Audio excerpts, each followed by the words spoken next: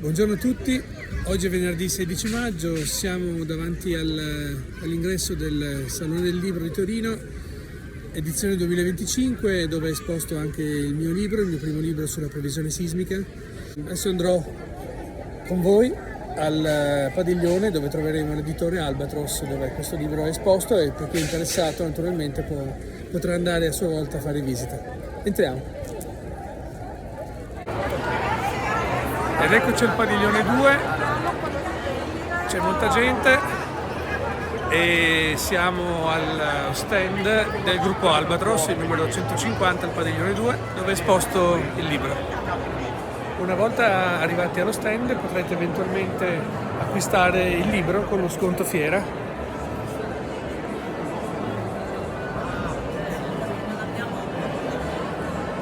Rispetto al prezzo di copertina.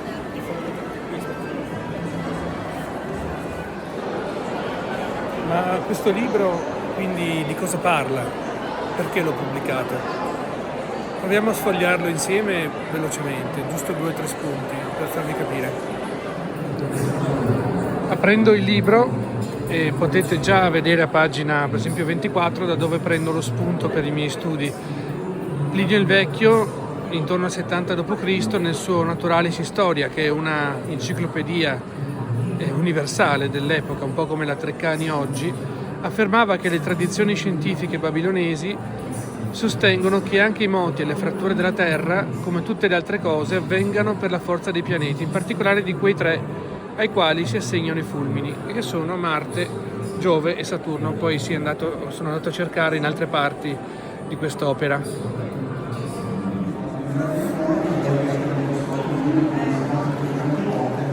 Partendo da queste notizie storiche così antiche, sono poi andato a verificare con dei software moderni quali sono le possibili correlazioni fra questi pianeti e i terremoti che accadono sulla Terra, e ho trovato diversi spunti e diversi algoritmi che effettivamente confermano che le forze gravitazionali dei pianeti, non tanto la posizione, ma la forza gravitazionale esercitata dalla loro posizione in determinate condizioni, può influenzare l'innesco sismico.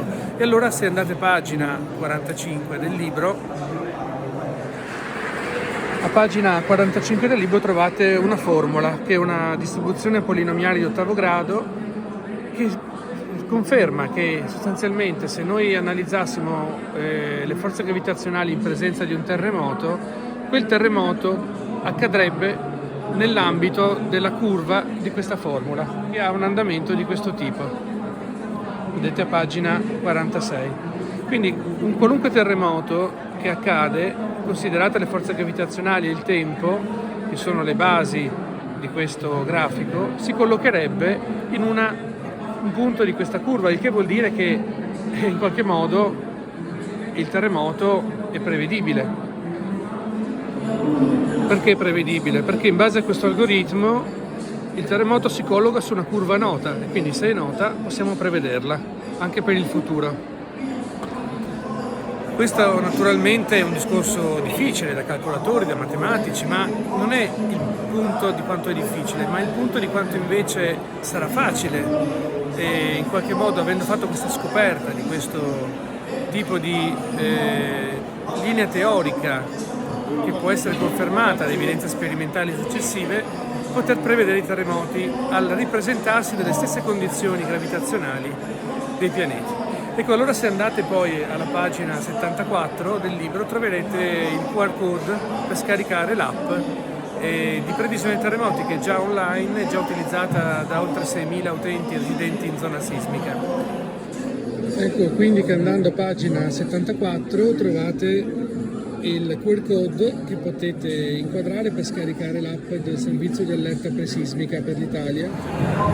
Quindi da Plinio il Vecchio, passando attraverso le più moderne tecnologie, questo libro illustra il mio articolo scientifico che dimostra come le ricerche sperimentali abbiano portato a creare un impianto teorico solido, tradotto in applicativo, che qualunque utente, qualunque abbonato al servizio di allerta presismica, scaricando l'app UQ Forecast, può utilizzare per salvare la propria vita e la vita dei suoi familiari, conoscendo in anticipo l'arrivo di una potenziale scossa.